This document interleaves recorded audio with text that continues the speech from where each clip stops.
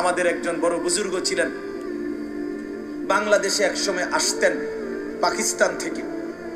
অনেক বড় এক বুজুর্গ আলেম ওয়াইজ আওলাদ রসুল সৈয়দ আব্দুল মজিদ নদীম সাহেব রহমতুল্লাহ আলাইহি। ছোটবেলায় আমরা কুমিল্লা কান্দিরপার টাউন হল মাঠে অথবা ঈদগাহ মাঠে উনি বয়ান করতেন। আন্তর্জাতিক ইসলামী মহাসম্মেলন হইতো আগে সারা বাংলাদেশে, বিভিন্ন জেলায়। উনি 1 মাস 1.5 মাস সফর করতেন বাংলাদেশে। আমরা যখন ছাত্র ছিলাম তখন ওনার বয়ান শুনতাম, এত সুন্দর বয়ান করতেন। আল্লাহর কোরআন যখন পড়তেন মনে হইতো যেন আসমান থেকে নাজিল হইতেছে। আমার প্রিয় ভাই, আমাদের স্নেহের হাফেজ তানভীর তেলাওয়াত করলেন, আপনাদের কাছে ভালো লাগছে না?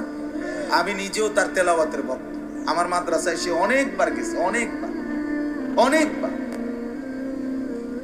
চোখে দেখে না যে পৃথিবীর আলো, সে তার মালিকের আলো কি পরিমাণ দেখলো।